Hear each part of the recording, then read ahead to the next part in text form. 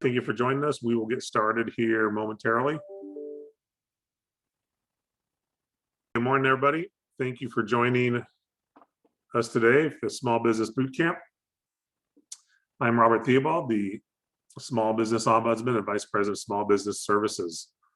We're excited to have everybody here today. We've got a great presentation for you we're looking forward to. First, as always, we like to start with thanking our community partners.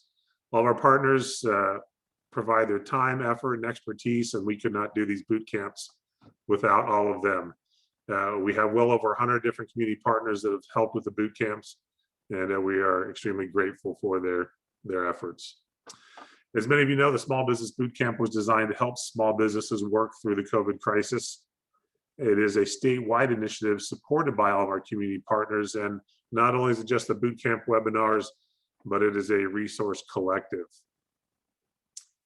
So on our Small Business Bootcamp website, this is a key website to go ahead, and I recommend favoriting it, putting your quick link or something to it so you can find it quickly. But on this page, you can find all of our upcoming sessions that we have scheduled. You'll also find the link to the resource collective, and the most valuable item of all is our archive.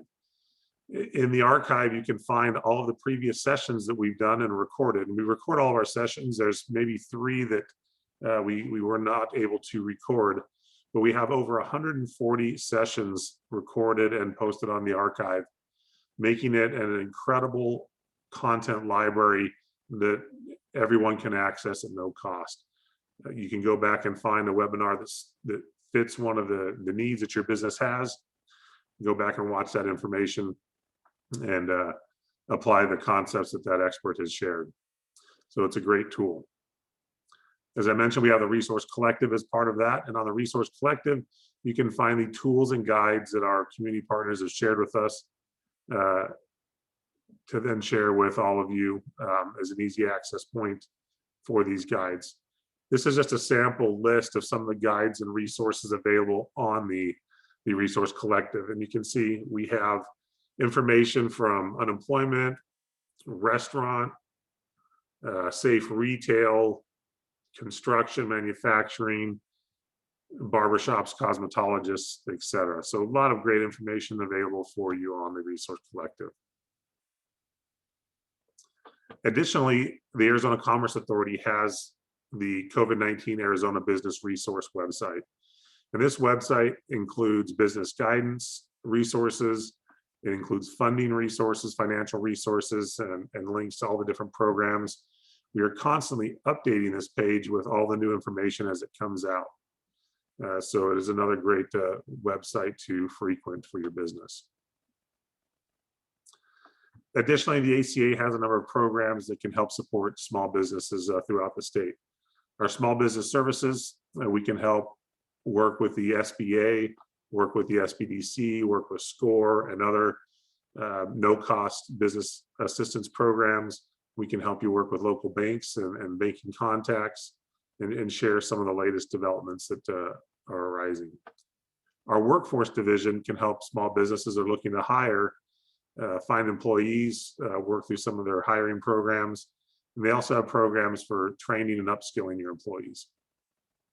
And then our Arizona Manufacturing Extension Partnership, Arizona MEP, can work with manufacturers throughout the state to help them grow and improve their business and strengthen their programs. They are a great nationwide program, and our team's nationally recognized. Additionally, if you're looking to start a small business, start a side gig, or expand into a new product line, we have our small business checklist. The checklist program helps entrepreneurs identify the commonly requested licensing, registration, and compliance needs at the local, state, and federal level. It's an online interactive checklist that you can go through as many times as you want and get that information. It breaks it down by city and industry and profession. There's a ton of great information on this checklist available to you. And with that, we want to mention the final website, the state's COVID-19 information and resource page, arizonatogether.org. great website to get all your information related to COVID-19. So with that, I want to transition into some updates. We've got some great new updates to share with everybody. Last week, the IRS put a temporary expense deduction change for food and beverage. So this is a link to the IRS website with that. Great cost savings for businesses that may be buying food or beverage for their employees or meetings or other things. So take a look at that. You can save some money. There's also a great IRS piece on tax credits for paid leave, making sure small and mid-sized businesses are able to get that credit. So we have the link to their IRS article on that information, very good information. Additionally, the SBA came out with some new information on the Restaurant Revitalization Fund, and they updated their website. So this is a link to their specific website. On there, you can find a guide that walks you through the program and how to apply. The application portal is not open yet, but if you are a restaurant looking for some of these funds, it is in your best interest to download that guide and start working through it and get everything together. So when that portal opens, you can process things as quick as possible. I believe those funds are going to go fairly quickly when you have restaurants across the country all applying for it. So definitely don't want to wait on that. And then finally, the Target Eidl advance appeal process. If you had an Eidl advance and you were denied for any additional pieces, the SBA came out with some information on how to appeal that process. And it's not on their website yet, but there are a number of different articles out there that explain the process well. And I've listed one here, we'll post in the chat from the Biz Journal, the Phoenix Business Journal, that goes through that process. If you can't access that, feel free to reach out to us and we can send you that information as well. So with that, let's look at the upcoming bootcamp sessions. Today we have a great and exciting session with Mike Jones, marketing your authentic brand story. And as you see on the schedule, we have a couple other marketing and advertising sessions coming up. Some of these may touch on some of the same pieces, but some will also have some different information. So they're going to be great sessions to attend. But we have Thursday, how to up your marketing to see results. And then next Tuesday, we have Advertising 101 with Craig Boston from Northland Pioneer College Small Business Development Center. And then on Thursday of next week, we have How to Take Your Accounting Online. We have Amber Cordoba from Prestamo CDFI is going to share about different bookkeeping software. If you were with us last week for Robin Reed's presentation on Thursday, he reiterated the importance of your accounting processes, your bookkeeping processes. So this is going to be a great session for small businesses on looking at ways you can streamline and make that process efficient for you. So we're real excited about the upcoming sessions. We hope you can join us on those. With that, we're going to go ahead and jump into today's session with Mike Jones, the CEO of Resound Creative. Mike has been with us before, and he does a phenomenal job. And so we invited him back. He's got a great topic. Everybody likes to understand how to share their brand story better to drive in customers. So with that, Mike, we're going to turn the time over to you. Awesome. Thank you so much, Robert, for that intro. And thank everyone for being here. I'm going to get my screen going here and we'll jump right in. So as Robert mentioned, this is all about your brand story. And we're going to be tackling a few different items today in regards to brand story, how to create one, why it's important, and how to put that out into the market in a way that's going to help really not just drive customers in, but really attract them, right? That's one of the things I think that is really impactful with a great brand story is that it's attractive to the right kinds of people that we want to bring into our business and build business relationships with. So we'll get to that. We've got a few things to work through. Quick introduction. I'm Mike Jones, as you can probably tell from the screen. I do love coffee, And I lead Resound, which is a branding and marketing agency here in Arizona. We're located right in Tempe, right off the 10. We love it here. And a little bit about us before I jump in. I kind of just have to explain this stuff because I think it's important just kind of know where I'm coming from. So Resound, we actually have an intrinsic belief about the world, and that is that every single person on the planet is actually remarkable. And that therefore the organizations that people come together to form and to work for and to drive forward are also remarkable. And we found that there's a challenge in the world that we really want to help solve. And that is that a lot of organizations don't really know how to act like they are remarkable, whether that's because of communication issues or maybe don't really understand what it is specifically that makes them remarkable and how to tell that story. And that's really where we step onto the scene and help a lot of organizations figure out that authentic identity, how to make it resonate with their audiences, and how to create really compelling communication tools to do that. We do a lot of content writing, design and video, all that fun stuff. There's some of what I tell my mom I do when she asks the obligatory services and stuff. These are some of the organizations we've worked with. We do work a lot with Arizona-based companies because we are here and we love Arizona and we love putting Arizona companies on the map. But we do work outside of Arizona a little bit here and there. That's enough about me, enough about that. Let's jump right in. So before we get started on anything regarding brand story, I want to do a little exercise to kind of get all of our brains working and coming at this from the same place. So what I want you to do is I want you to take a couple minutes, a couple seconds, not minutes. We don't have time for minutes. I want you to imagine something funky. Maybe take like 10 seconds. Think of something funky.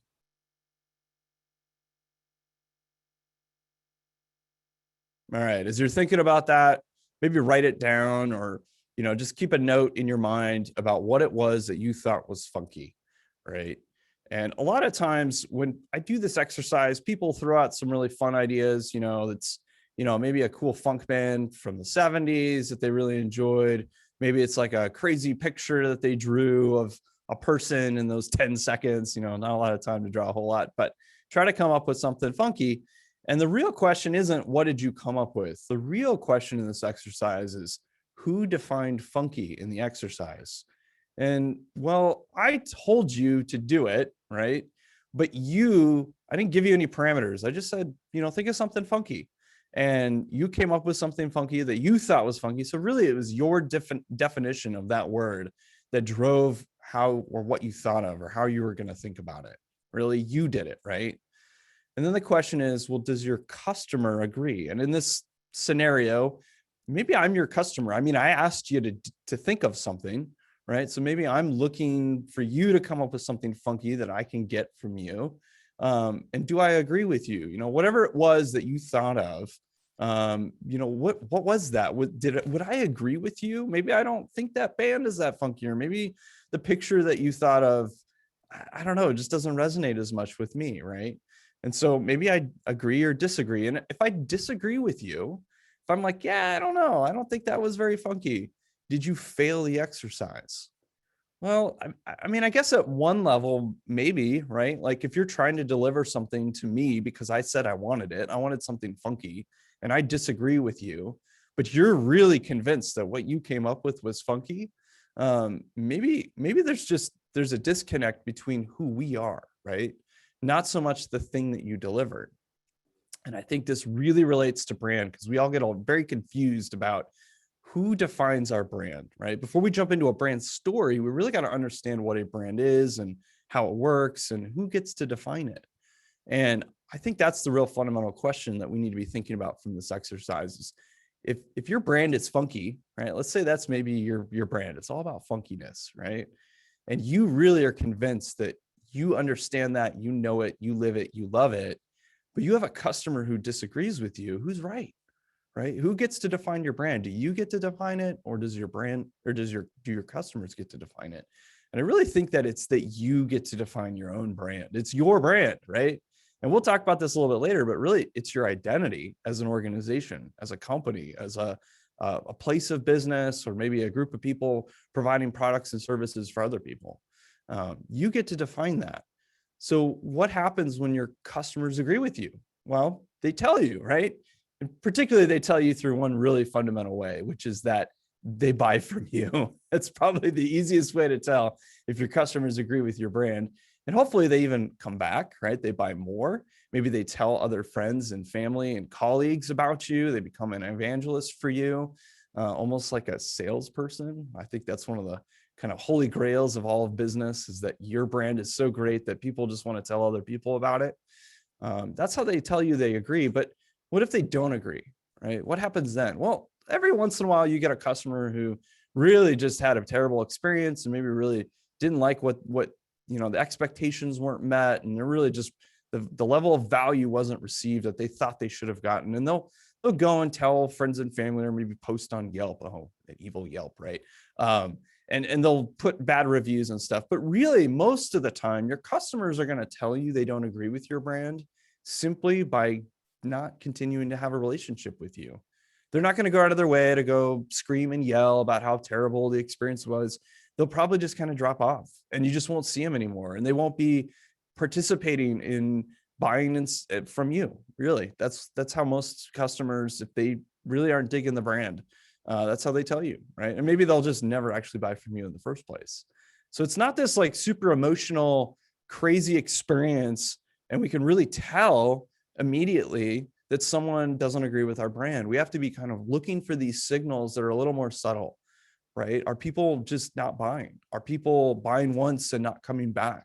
These are the things we need to be asking ourselves. And if we're having trouble with this, right? If customers aren't coming back and we're just not seeing this connection point with our brand, I think it really comes down to two fundamental things that are kind of wrong in the business, or wrong with the way we're approaching brand. And one is that you're not communicating and behaving according to your brand definition, right?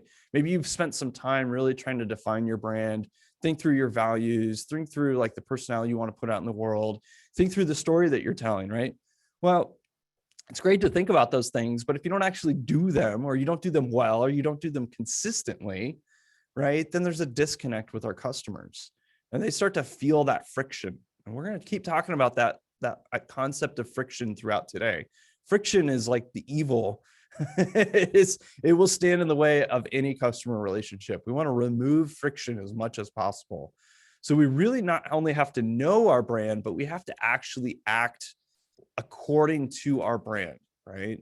We've got to make it consistent and compelling throughout all of our touch points, at every point where we have an interaction with a customer. Now, there's another challenge, and that is that perhaps you have the wrong customers, right? Think back to that exercise. If you and I disagree about the word funky, who's right and who's wrong? Well, sometimes it's that you're right. It's you define the word funky. It's your brand, maybe. And I'm just not the right person, right? I am not a good customer. I hear this all the time, especially in the restaurant world, of, like if a customer comes back 3 times and they continue to have a bad experience, sometimes it's not your business that's at fault. Sometimes it's just, they're just not a good fit, right? There's maybe a way of doing business that you're really particular about, and they want it a different way. And you're not going to change everything just for one customer. And so there really needs to be this kind of moment of realization of like, who are we really trying to attract? And sometimes that happens at the front end of the business, right? When you first get started and you really have this kind of like, what kind of experience are we wanting to build, and what kinds of customers are really good for that experience? But I know a lot of businesses over time, right? We pick up customers, we have new ones, we have really ones that have been with us a long time. And if you've been in business for 10, 15, 20 years, maybe even longer, right?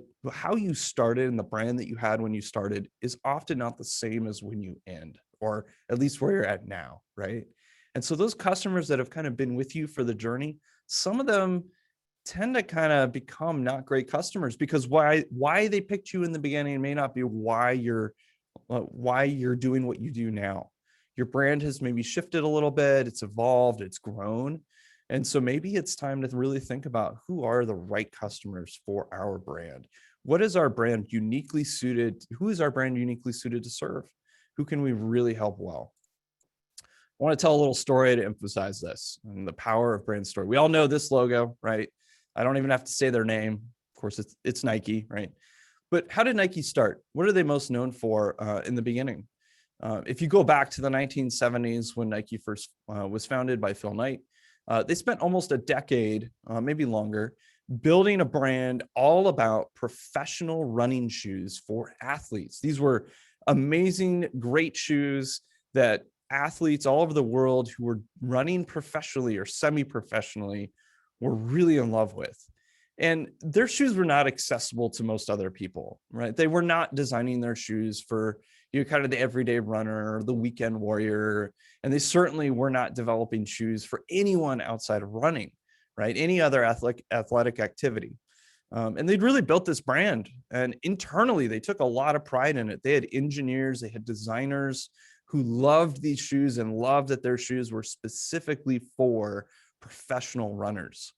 And Phil Knight looked at his company, and I think even from the beginning really understood that they could be a whole lot more than just what they were, that they could be more than just this great shoe company for professional runners. And so he took their company on a bit of a journey early on. And we're talking probably like early to mid 80s. And he really wanted to put a vision in place that said, we can be more than this. Really, we can be more of a consumer product that is much more accessible to a lot more people. We can create a lot of different types of shoes for a lot of different athletic activities. And so they embarked on this journey. They brought in a VP of advertising, Scott Bedbury. If you're interested, there's a fantastic book by Scott about his time at Nike that I highly recommend. You can go find it. It's called A New Brand World. And this story is amazing. Really, they transformed the company almost overnight. And as they embarked on this journey, they went and found an agency who partnered with them. And they came up with this tagline for a campaign to introduce their kind of new vision, that they were a company beyond just professional runners. Excuse me, one second. They were a company well beyond professional runners. And they came up with this tagline for a campaign that they thought would maybe last 18 months, you know, kind of kickstart things, get the message out for a little bit, and then they'll figure out something else. And like a lot of ad campaigns, it keeps switching them up, you know, every 18 months, maybe every 3 years. And what was interesting was that this tagline really dug into the roots of Nike in such a way that it's still a tagline that we see today, right? This is a tagline that has lasted decades. It has spanned the test of time for Nike. And I've always wondered, like, why is that? And I think as I've looked at it and I've studied it, I've really come to understand that the reason that this tagline has stuck so well for Nike is because that it gets at the heart of who Nike is. So it's not just about who Nike serves, right? And this is a great example, right? The customers that Nike started with, these professional runners, are not the customers necessarily that they're all about now, right? They serve so many different markets now. They serve so many different types of athletic activity with all their different products. They're not even just a running shoe company. And yet this tagline is at the heart of what they do. And that is that they help people achieve athletic victory in their lives, whether professionally or semi-professionally or just amateur, or I just want to get a little bit more healthy and I want to do a little bit more. And wow, there's a company that creates products and services that are really geared for helping me achieve some victory athletically. And that's what makes, I think, a fantastic brand story, is one that not just talks about what you do or who you do it for, but really talks about why you do it and what fundamental problem are you helping solve in the world. And for Nike, you know, it's not curing cancer, right? It's not saving the world from climate change. It's not something grand and universal and so large and lofty a vision that we all kind of go, oh, but it's fundamental to kind of human life, right? That we all have something in our lives that we want to overcome. And I think most of us have some degree of, like, we want to do something athletically or physically, and we just need help. We need some company to provide some help in that process. And I think that's what Nike has been so great about really sticking to over the years, is understanding that this is their purpose and coming back to that purpose time and time and time again in all of their messaging. That is their brand story, achieving victory for people athletically. So that's, I think, a great summary story, kind of gives some visual. You can think about it. You can see the Nike logo. You can see the products. You can think about Nike as a brand. and really start to understand the power of brand story to really help people identify, is this a brand that I really want to be a part of, that I want to buy products and services from, and maybe even fall in love with a little bit, right? Or just really like at least. So today I want to help give you some tools to help you start to build your authentic brand story. And we're going to start at the beginning. We're really going to unpack what is brand. And then I'm going to give you some specific applicable tools that you can take even today to start building your own brand story for your brand and really start connecting with your customers at a deeper level. So to begin with, I want to start with what is and is not a brand, because I think it's really important that we all have the same common place of starting when we talk about brands. So a lot of people think about brands, they think about the name, right? I think a name is really important. You'll see here, these are some fairly iconic names. I can think about how many times I've used the word popsicle, and I don't even think about the fact that that's a registered trademark name. I think I just throw it around like a generic frozen fruit pop thing. I don't even know what it's called generically, but that's actually a brand name. That's just like jacuzzi, Frisbee, Kleenex, and you probably think of hundreds more.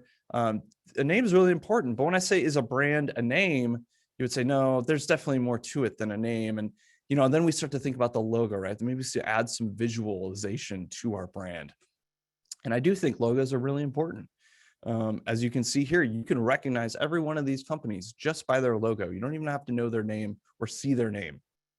But you know who these companies are just by their logo. But if I said, yeah, it's just the logo and the name, you'd say, no, Mike, like there's more to it than that. The brand is definitely more than just that. All right, well, let's add some words, right? Let's maybe communicate a little bit. I mean, we are human beings and we do love words, right? We communicate with words first and foremost. And here are some taglines. These are pretty famous taglines. You can probably recognize a lot of the companies just by their tagline. And yet if I said a brand is a name, a logo, tagline, you'd probably still say, no, Mike, that there's more to it than that. All right, well, maybe you need to have an ad. And we're not going to watch the ad right now, but this is a pretty famous one from a couple of years ago at the Super Bowl, 2018. I guess it's getting a little more than a couple. But yeah, Tide did a great job. I think a lot of advertising professionals walked away and went, yep, Tide really won that one. That was a great ad. They said their name a lot. It was entertaining. Saw the product. It was interesting. I can remember it. And yet if I said, yep, that's it. That's all you need. Great ad. You're good to go. And you'd say, no, Mike, no way. My brand is so much more than just an ad that I put out in the world. And, you got to have some other stuff, right? You got to have some products or maybe a service to give people. And we could think of some pretty famous products that are very iconic. Here's one. We all know this product, probably just by the design of the product itself. There's a few others. I mean, you could walk into almost any Starbucks in the world, and if they took their name off of the front of the store, you would still know exactly what it was. You would walk in and go, yep, this feels like a Starbucks. It's interesting that we say that. It feels like a Starbucks. I've done such a great job kind of thinking through all the touch points in their retail experience. Whether you like Starbucks or not, you can appreciate that they are doing something well when it comes to building their brand, for sure. So is brand like all that stuff? Yeah, I think it's all that stuff, but I think it's actually something more fundamental than even all those things. I think those are all extensions of what it really is. At its heart, a brand is an identity, right? It's a sense of who we are as an organization or as a company or as a business or as a group of people offering a product or service. So what does that mean, right? Well, let's think about the history of the word brand for a moment. I'm a history guy. I went to school for history and I love it. So I'll try not to go too far in the deep end on the history lesson here, but I think it's important to know where we've come from to understand where we are and where we're going, right? And I think with the word brand, the concept of brand, we really need to understand where it's come from. Like that really helps to inform us. So the original word it's a Norse word, a Viking word that was brander, which literally meant to burn something, right? Rub two sticks together, start a fire, right? Pretty simple. That was what brander meant. And over time that changed, right? Pretty quickly. One of the ways in which you would burn something is actually mark it as yours, right? And particularly with livestock, That's a pretty functional means of marking something for ownership. If you've got some sheep and your next door neighbor has some sheep and you let them loose on the hills around you and you got to gather them back up, well, if you don't know your sheep from your neighbor's sheep, well, probably there's going to be a fight at some point, at least a disagreement. And, worst case scenario, you go to war. I mean, it's crazy the things that, human beings have gone to battle over in past history. And so very quickly it became very important to say, these are my sheep and not your sheep, and those are your sheep and not my sheep. And hey, let's be able to tell them apart. And then we don't have to duke it out every time we need to come and separate the sheep.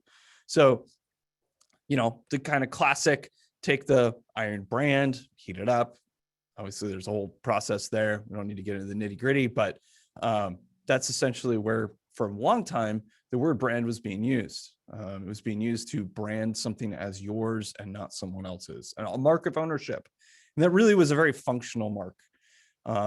As we get into kind of the age of empires and people shipping product all over the world, you can think of like maybe the British East India Company shipping tea from India to almost everywhere in the world, certainly back to England, to the Americas, and other places.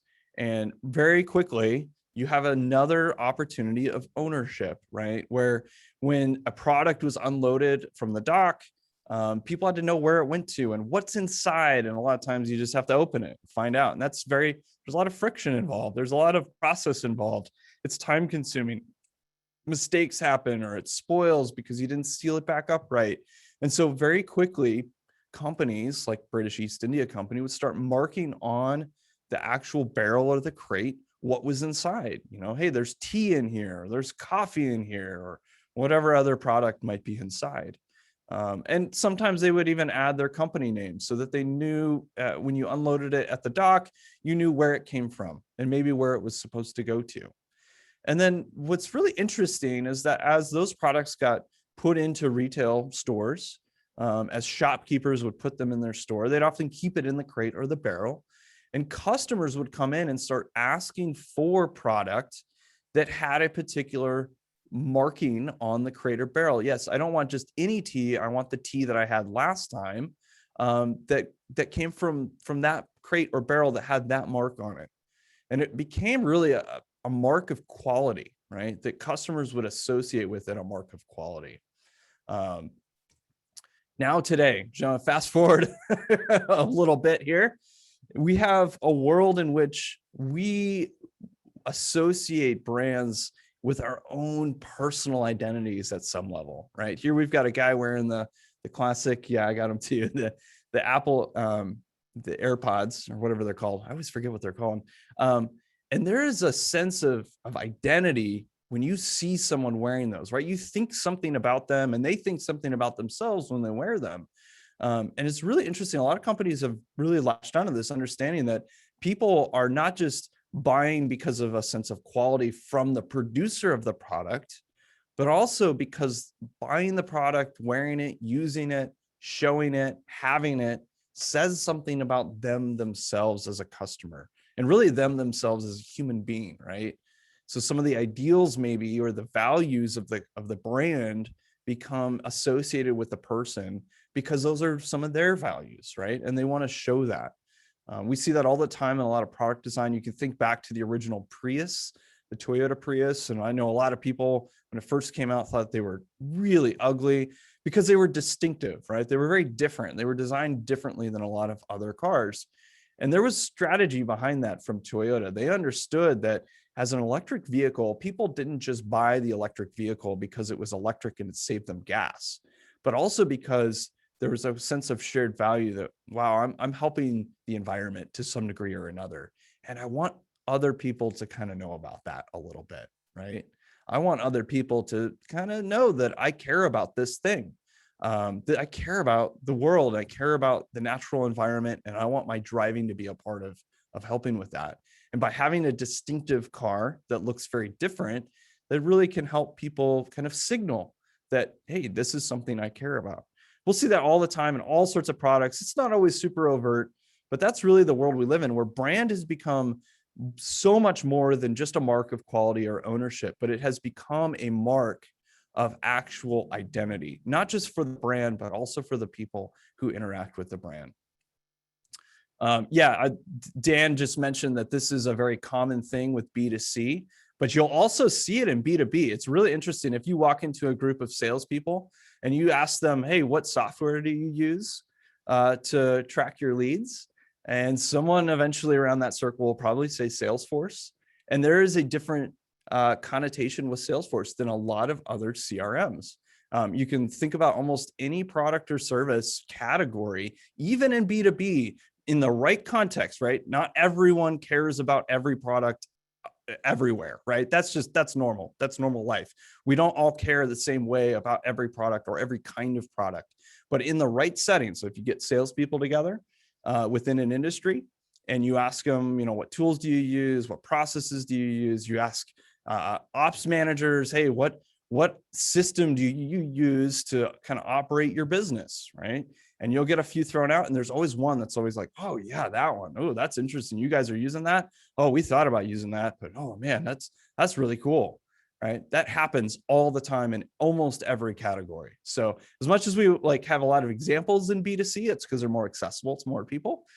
You can definitely come up with examples in B2B as well, where we identify at some level with a lot of the products and services that we use, even in B2B when we're a business buying from another business. So it's really important that we understand that a brand grows, right? It's not stagnant. It's not a one-time thing. It just sits there and you never touch it, right? It's going to grow over time.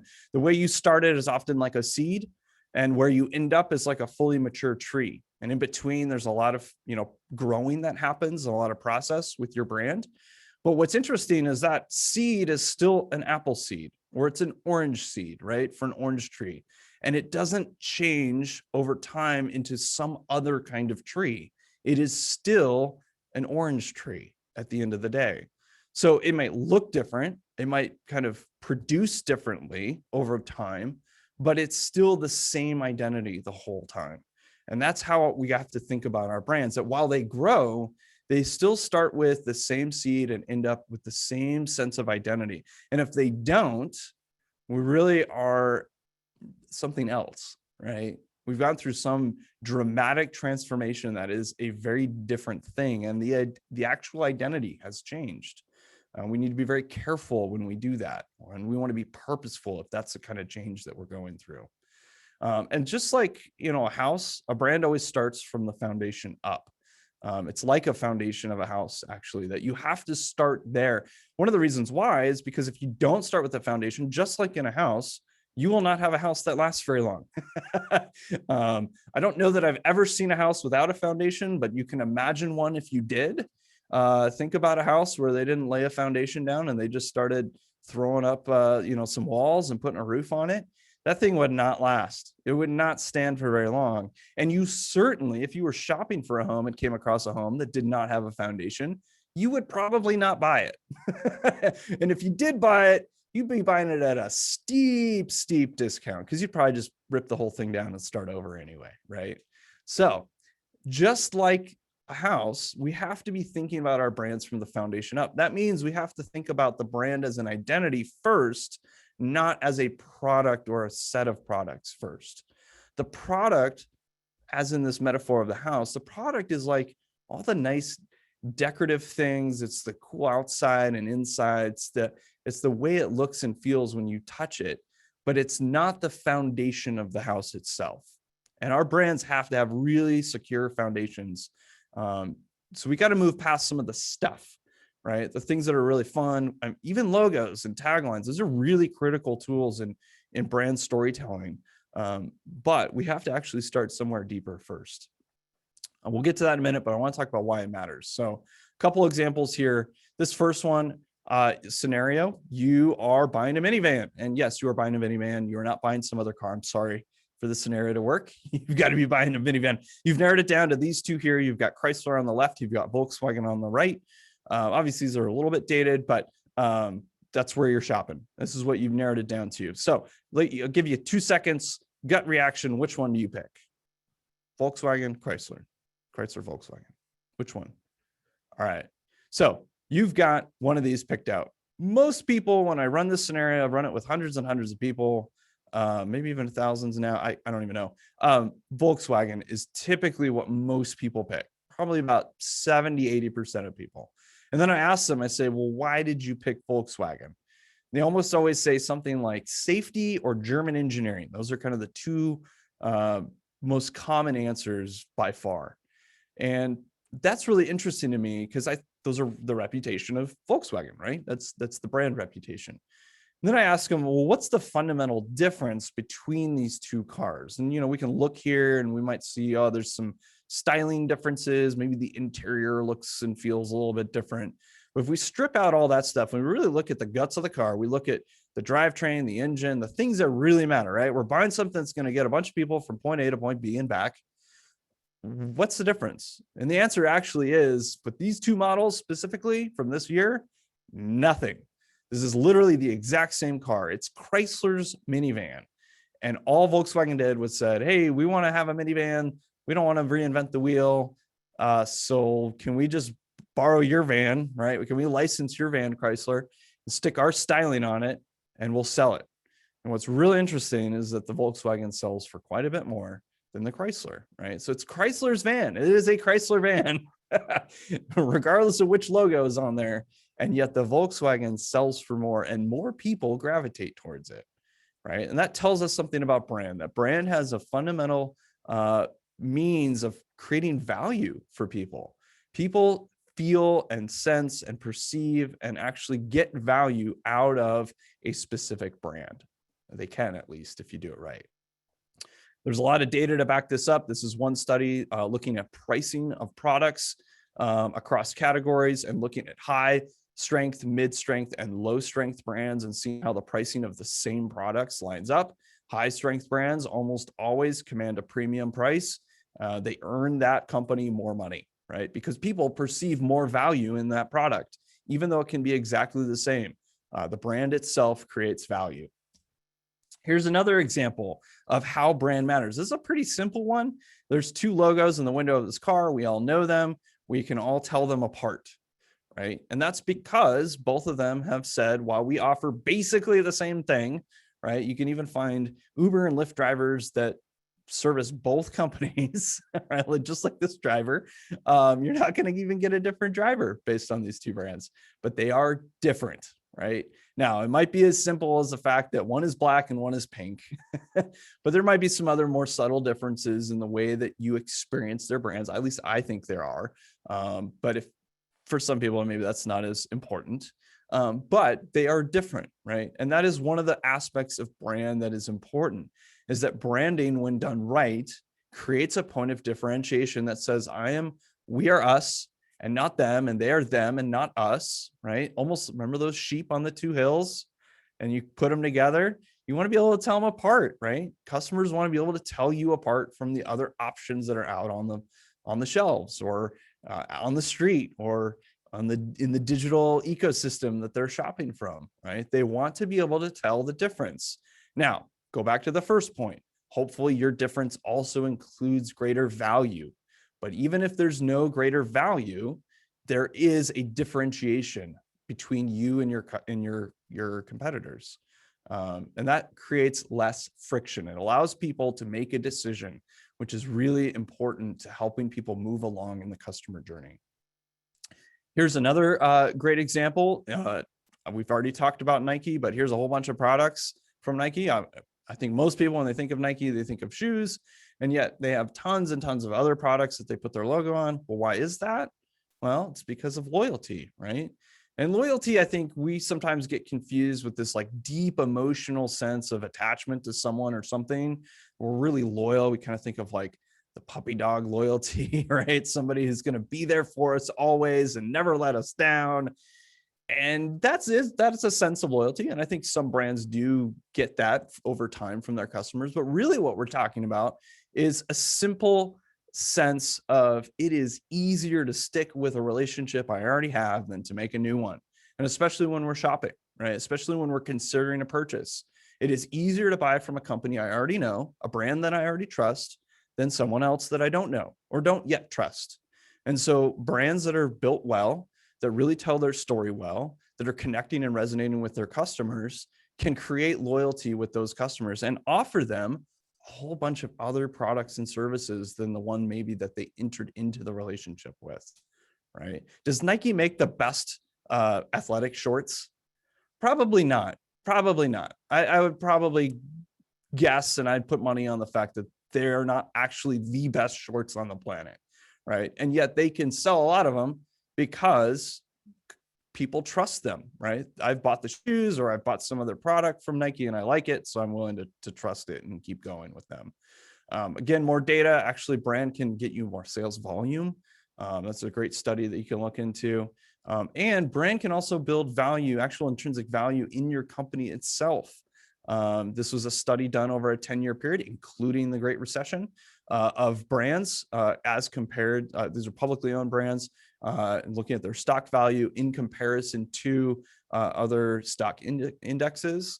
And what they found is that really strong brands actually outperform the market by a very fair margin.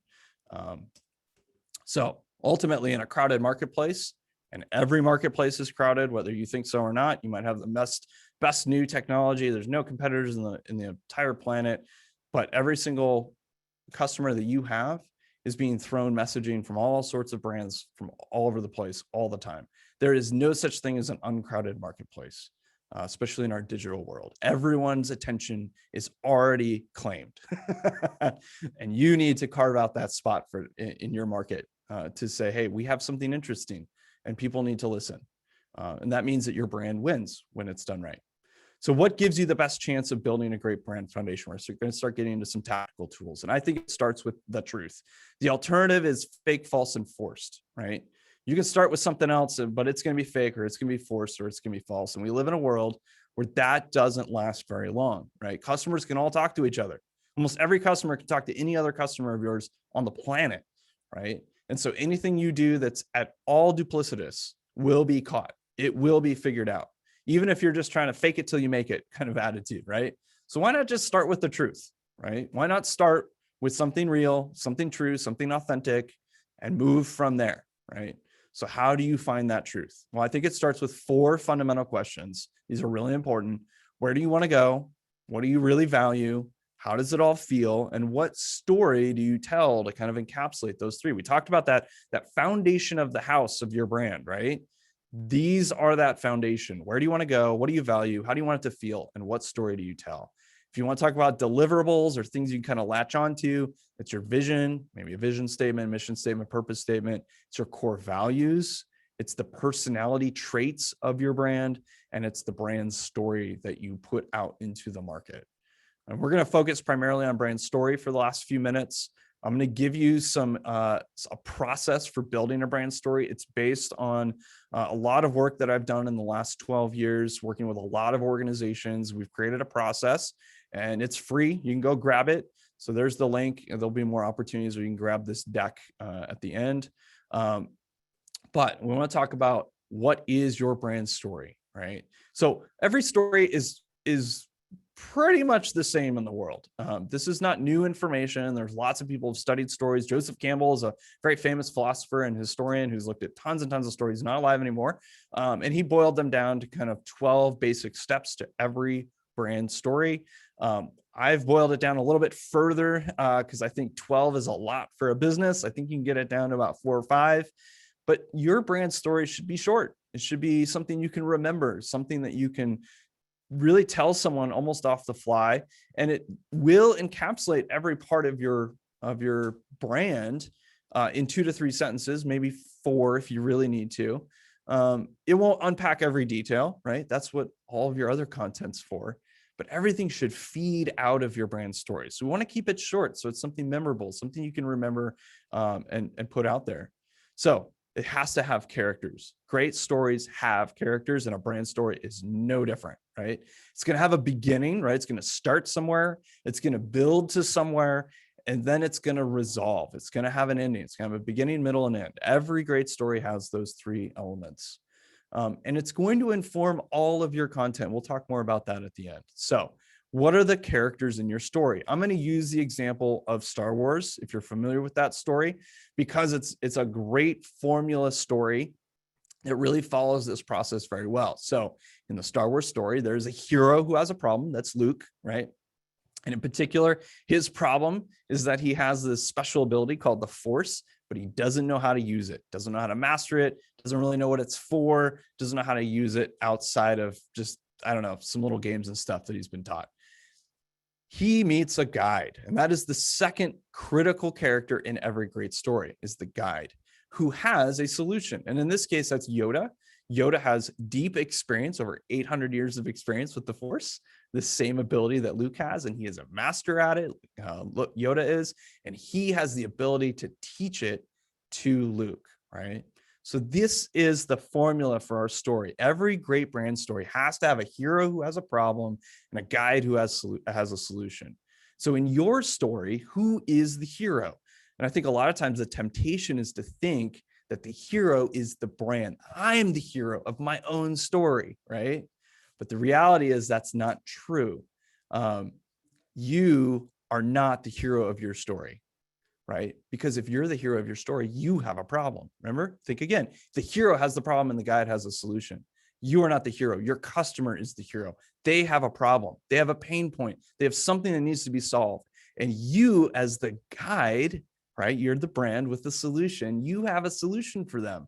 Your products and services are that solution for their particular need, right? So how do you help solve that problem? That's what you got to really unpack. So now we're going to put it all together in the beginning, middle, and end.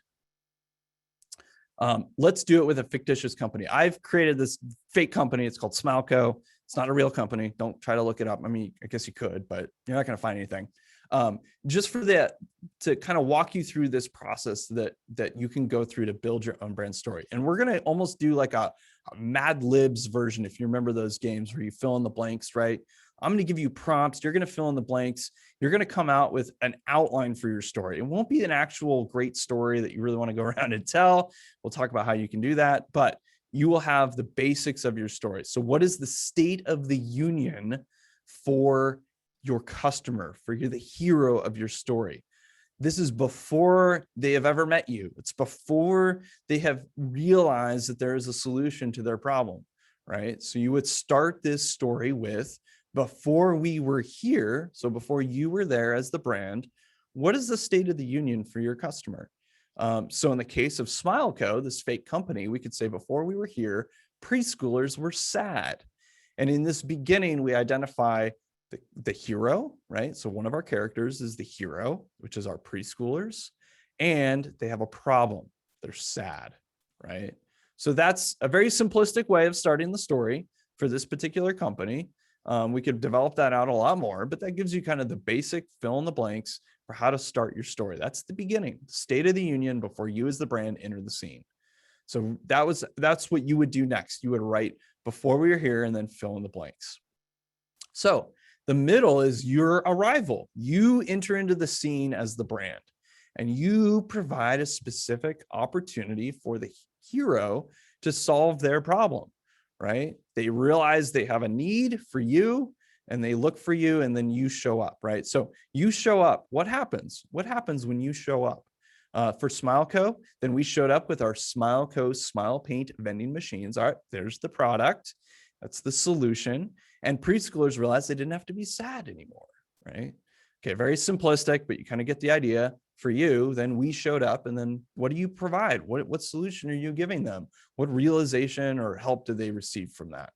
And then the ending is, what are you doing for your customer? How do you help them overcome this problem? And what new state of mind or new state of being does that create for them? Every great brand is solving some fundamental problem for their customer and creating a new state of being for them. You are helping them to better their lives in some kind of way. If you want to use kind of typical marketing language, it's your benefit, right? What is the benefit you provide? But how does it actually change them? How do they become different? So the hero overcomes their problem with your help, and what happens? So you could start that by saying the difference we made is, and with Smileco, we could say the difference we made is that preschoolers painted smiles on their faces and made each day of school a little bit happier, right? So very simplistic. It's a little formulaic, but you kind of get the idea. This helps you to start building that outline for your story. What is the difference that you make? How does your customer's life get changed in some little way or big way because of how you solve that problem for them? Now, you can do one more exercise called the what if, right? This is the alternative ending to your story. What if the hero doesn't use you? What if your customer doesn't go with your brand? Now, this is not something that I would say you should go around telling all your customers about. Yeah, you should, if you don't use us, then you're going to be in big trouble, right? That's using fear, and fear is a short-term motivator that in the long run will actually damage your brand. But it's important to know in the back of your mind what this what if is. You need to know the what if scenario, even if you don't use it directly in communicating with your customers. So with SmileCo, we could say when we weren't there, preschoolers didn't have a way to express happiness and their school experience was less joyful. This helps me as a marketer, as a communicator, as a salesperson, as somebody who is representing my brand, right? Helps me to understand as I'm out communicating what the alternative to using my brand might be for my customers. I'm not going to go around telling them and beating them over the head with, well, if you don't go with us, this is what's going to happen, right? That's not helpful, right? You want to paint a great happy ending in your story. But if you know what the sad ending looks like, you are going to have a better happy ending because you know how to create that antithesis. So when we weren't there, what happens? That's how you would fill in that blank. So now you're going to put it all together and you're going to get a little creative. So I rewrote the SmileCo brand story and it would sound something like this. The world felt like a sad place because preschoolers didn't have an alternative to sadness and frowns. SmileCo, like a ray of light bursting through burdensome clouds, brought a new and refreshing alternative to sadness with our face paint vending machines. Preschoolers everywhere took notice, choosing to abandon continued sadness and painting their faces with SmileCo's amazing brand of smiles. Starting to actually sound like an ad now, huh? So this is where your brand story can really start to come to life. And obviously I threw in some superlatives. I really made that some flowery stuff there. It's probably a little over the top. But I think this starts to give you an idea of where you can take this. Yours might not be this flowery, might not need to be over the top like this, but you can actually start to get to something that in 3 sentences, literally that is 3 sentences, explains your company, your brand in a very succinct and powerful and compelling way, because it identifies your customer's problem, their need, your solution, and how you make their life better. All right. So now you would go write yours. This is going to be your baseline brand story, but I'm going to give you a few tips on how you can make it even more remarkable. And I know we're getting close on time here. So we're just going to plug through real quick and I'm going to give you these things. And then if you can still stick around, great. We'll do a little Q&A. Otherwise we'll let you go. All right. So remarkable brand stories. What makes them remarkable? Well, there's a few things. One is they weave the pieces together covertly. So if we think back on that story that I wrote for SmileCo, it was pretty formulaic. The beginning was at the beginning, the middle was in the middle, the end was the end, right? All the pieces were in the same order that I gave them to you in the formula. But once you've written it the formulaic way, now you can start to move things around to make it more interesting, right? Virgin America, I'll let you dig into this later, but they basically start with the beginning. They set out the problem, but then they go straight to the ending, right? They give the happy ending in the middle, and then they come back to the middle at the very end of their story. They give all the product features in the middle, at the end of their story. So they kind of reverse some of the order there to make it a more compelling and interesting story. You can do the same thing. You don't have to put the problem and the hero at the beginning. You don't have to put you coming on the scene with your solution in the middle. You don't have to put the happy ending at the end. You can put those even in reverse order if you want. You could put the happy ending at the beginning. Have fun, mix it up, try different ways and see what happens and what really resonates with you. And better yet, use it with people and see what resonates with them. Another way that you can make it more remarkable is by inferring the problem from the solution. So really hammer the solution that you provide and the happy ending, and you will allow your hero, your customers, to infer the problem. We don't always need to have problems kind of hit over the head by people when they communicate with us. We can actually infer problems by solutions and by happy endings, right? So Beats does a good job with this. They don't ever really talk about the actual problem. They don't say, this is the problem with listening to music on headphones. It just sucks, right? And then they go into why it sucks. Instead, they say, our product helps bring the energy, emotion, and excitement of playback in the recording studio back into the listening experience, right? So they're kind of inferring the problem. They're saying, these are the things that are missing without saying they're missing. It's a great way. It's a very positive way to tell your story in a way that gets people excited and draws them in a sense of positivity, rather than starting out with something very negative and very pain focused, right? So we want to lean into some of those more positive features and benefits that really help people. And then our brand becomes more positive as a result. Another way to make your story more remarkable is to imply the audience. So same idea. You don't have to always explicitly state your audience. GoPro does a good job. They say, like how a day on the mountain with friends is more meaningful than one spent alone, blah, blah, blah, blah, blah. They kind of paint this picture of being out on the mountain with your friends, doing some kind of activity. They don't even tell you exactly what that activity is. It doesn't really matter, because GoPro is all about capturing moments with your friends, right? Doing stuff outside and really having that excitement. Right. So again, we don't have to beat people over the head with the specifics of who they are. They already know who they are. Imply it through a picture or an analogy, or give them an example. That's a great way to tell that story. And then lastly, I'm going to give you one more tool to make it remarkable. Leverage your founder story, right? Founders have great stories of maybe how they solved a problem for themselves and now offer it as the brand.